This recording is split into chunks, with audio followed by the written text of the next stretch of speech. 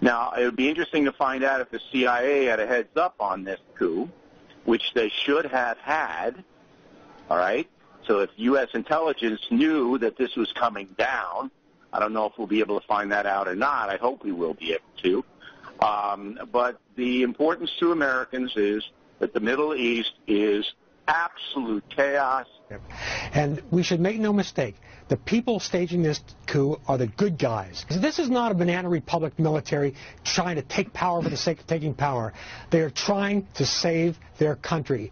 The coup, God bless the people trying to save Turkey, a country for which I have great affection, but right now it doesn't look good. Because the coup, the people staging this coup are on our side. They're against the Islamist fundamentalists and extremists. They're for democracy. They're for a secular constitution. If the military coup is going to be successful, they're going to have a very quick transition plan. Who are they going to put in power instead of Erdogan? Is it going to be someone from the AKP Islamist party, but someone who they believe to be less authoritarian? We're looking at Turkish television as an attempted military coup continues, getting information by the minute, really, of explosions in the capital city of Ankara. The president there, Erdogan, who is out of the country, says that his forces are pushing back.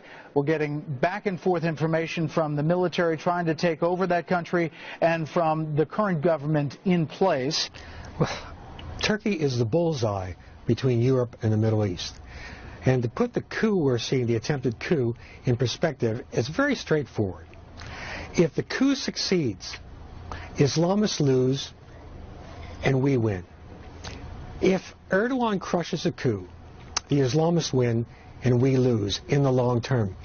Brett, look, I'm on the side. I may never get to see sunrise over the Golden Horn again. I may never again get to see the mosque and Hagia Sophia glinting in the morning sunlight. But I don't care. I'm on the side of the coup. Well, it's very significant, obviously.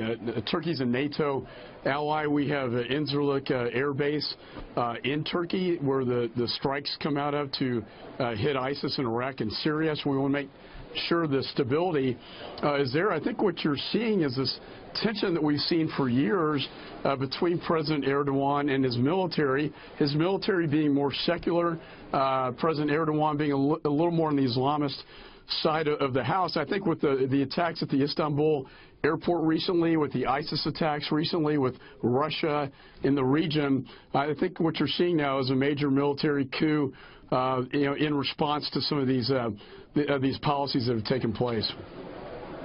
Right, and, you know, Turkey has a history of coups before, military coups. You have 1960, 1971, 1980, and 1997 was a postmodern type coup. It's happened before when leadership in Turkey has gone over too much, if you will, to the Islamic side. Is that correct? I mean, is that what we're seeing here, a backlash to President Erdogan's essential embrace of Islamism? That's my judgment on this. I've been over to Turkey many times, met with President Erdogan. There's a sense he wants to return to the sort of the Ottoman Empire.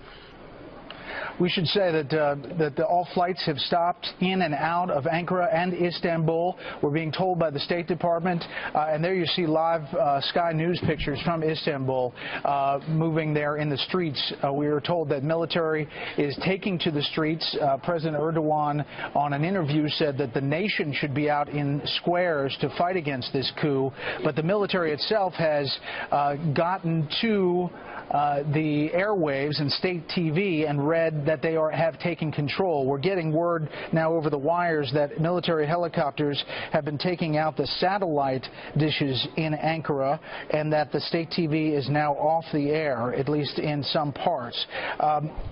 The situation in Turkey, again, I caution it's a NATO ally, and Incirlik Air Base being there.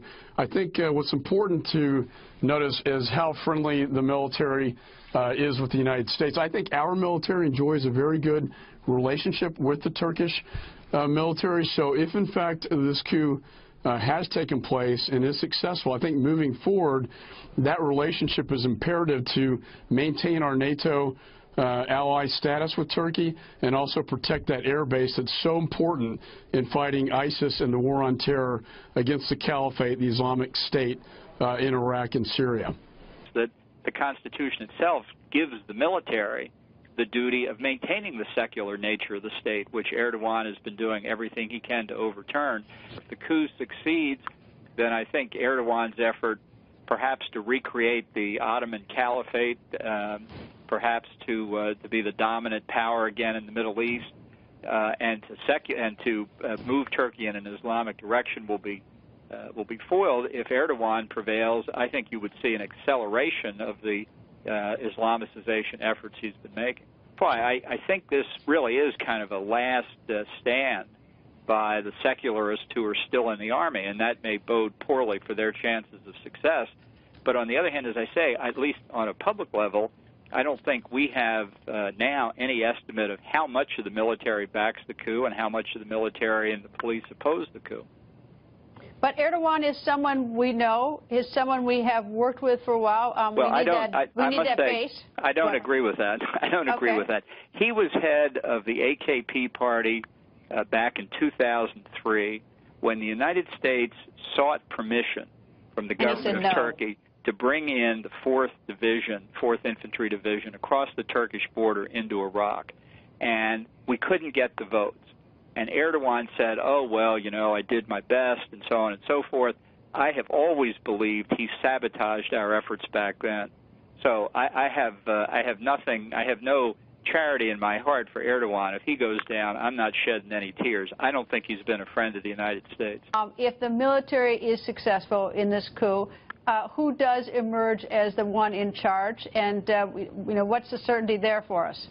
Well, I don't think we know, but we know Vladimir Putin and Xi Jinping well too. That doesn't. I mean, that to me is not evidence in support of their remaining in power necessarily.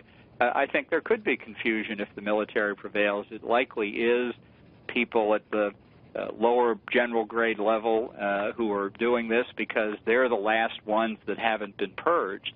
If the coup has failed, as I said several times earlier, I think it was a last-ditch effort, and it's failed. If it has failed, then I think there's no checks and balances left against Erdogan really turning Turkey in a very Islamicist direction and a very authoritarian direction under his presidency. I just think we need to know more here. Where is Erdogan, for example? He was apparently out of the country. Has he made it back in? He was trying to get into Ankara. Is he in Istanbul? Where is he exactly? It's tough to be in control of your country if you can't land in it. But still, fundamentally, I think we need to know what the disposition of the military forces is. If the military can hold together, there may yet be a chance for the coup to succeed. Indeed, we have fragments. All we know is that there's martial law, that Erdogan, at least, we don't know where he is, that he has appeared on TV using FaceTime to CNN Turk, and it's very curious what is going on, but the pictures are distressing.